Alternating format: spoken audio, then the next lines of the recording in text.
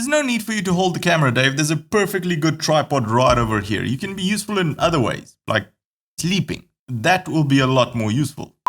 Welcome back to Long Way Home, everyone, the place where getting your motorcycle news is easier than telling your wife how much bike parts really cost, but not by much. If you're into fast-going, crazy speed bikes like the S1000RR, but aren't a fan of all the track-only bits and bobs and want to take it one step down, there is always the option of friendlier naked bikes. Chop down one R and you get the much more road-friendly S1000R. Built from around 2014, it's seen a few updates over the years, nothing major, but with the terrifying hammer of the Euro 5 regulations just around the corner for existing models, it was time to update this baby. Juicy details and spy shots coming up, so stick around.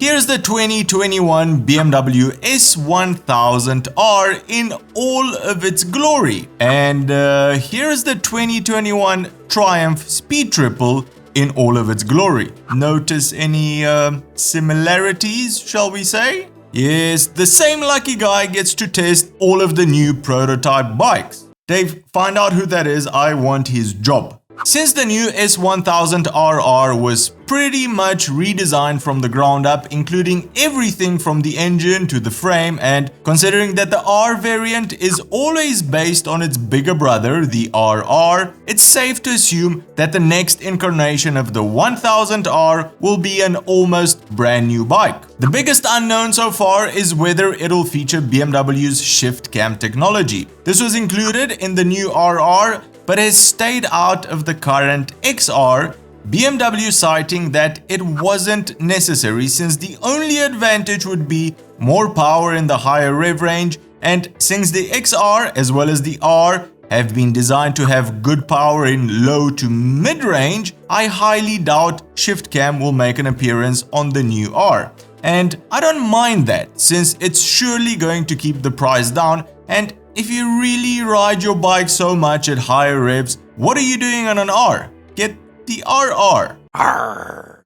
Even without variable valve timing, the new engine should develop around 175 to 180 horsepower, which, I mean, it's enough. But with the new RR engine in there, it means a new frame and suspension setup have also been passed down, and if they are anything close to what is on the current RR, this is going to be a very pleasant and comfortable bike to ride on back roads. A new Tft Instrument Cluster can also be seen, probably the same one from the RR and almost every other BMW out there, which brings along a slew of new electronics like Bluetooth pairing, navigation, helmet connectivity, all of which were missing on the older model, and add to the overall enjoyment for longer rides in the countryside. As far as safety and performance electronics, expect to see a slew of wheelie control, slide control, cornering ABS, and all the other traction control derivatives which were either introduced or perfected on the current RR model. And since the RR dropped 11 kilograms in its latest iteration, expect the new R to also have gone on quite a hefty diet. Looks have changed a bit as well. Gone is the twin pod headlight setup, being replaced with F900 style LED unit. There's also a new windshield which is noticeably larger than on the older model, but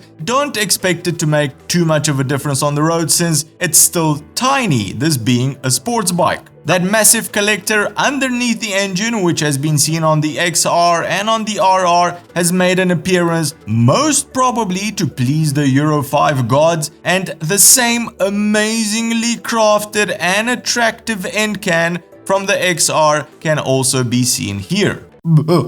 Dave, bring me a bucket. Obviously, there's been no official word from BMW about the new R yet, but expected to drop later on this year with availability in dealerships who knows when. So, an updated, naked offering from BMW which is sitting on a superbike engine. Who wants one, and what do you hope BMW will add to it? Let us know in the comments below. Well, that's the show for today, everyone. If you've enjoyed it, give it a big thumbs up, and if you think you've learned something new, consider subscribing or becoming one of our patrons to help us make more of these shows.